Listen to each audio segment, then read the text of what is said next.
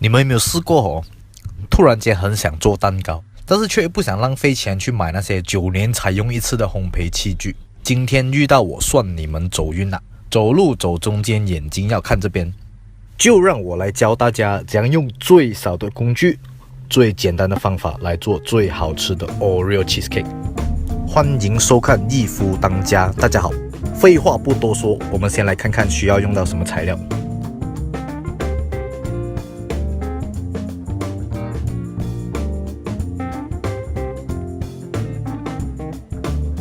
首先，我们需要用到6片 Oreo 饼干，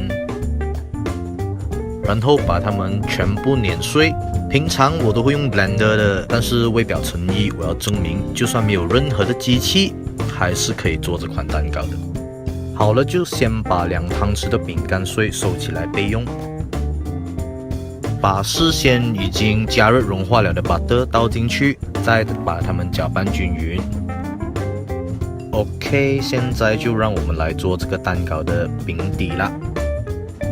在这个时候呢，我们这里有一张已经剪好了的 baking paper， 还有一个用来当 cake mold 的 container。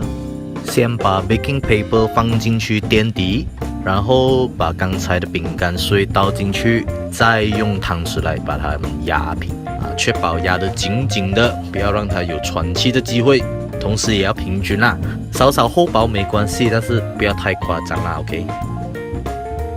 还记得上一个影片我教大家做的芝士奶盖吗？这里的 cream cheese 就是那个时候用生的，哈哈。把炼奶和 cream cheese 一起搅拌。这次我选择使用炼奶而不是糖，原因是我想要让它更加的柔顺，也更加容易的和那个 cream cheese 做结合。你看到那个炼奶跟 cream cheese 已经结合在一起了，这个时候我们就来加上 whipped cream， 然后就是搅拌、搅拌再搅拌。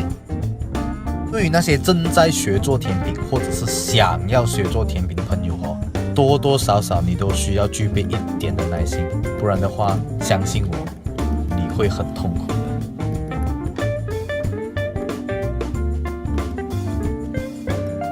最后把1汤匙刚才备用的饼干碎掺进去，记得不要倒完啊！我讲1汤匙罢了啊。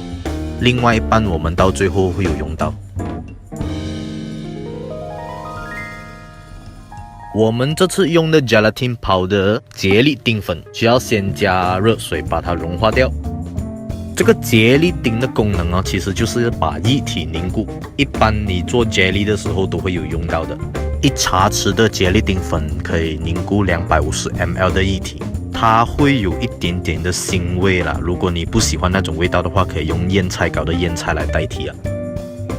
最后的最后，就把它加进这个快乐的大家庭。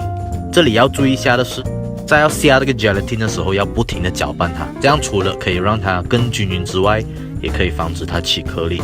因为这碗东西是冷的，如果 gelatin 直接下去而不去搅拌它，它就会变硬咯。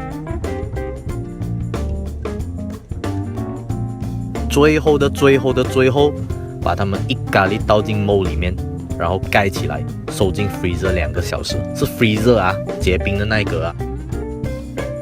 2 hours later， 万众期待 Oreo cheesecake 好了，我们现在就来帮它脱模，有点小紧张。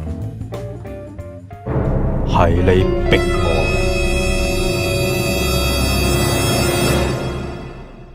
稍微把刀加热一下，下次你们有机会买刀不要学我这样笨登去买这种有颜色的。你看脱色脱到这样蛤蜊看到都没有胃口了。不过你们放心，现在这个 cake 就算有毒，毒死的也是我罢了啊。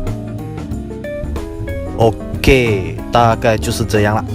如果你们喜欢这款蛋糕的话，下次生日自己一个人在家的时候就可以做给自己吹蜡烛咯。这个 size 一个人应该吃得完的。好了，再一次谢谢各位的收看。如果喜欢这个影片的话，记得 subscribe 我一下，你的鼓励是我最大的动力。Thank you， 拜拜。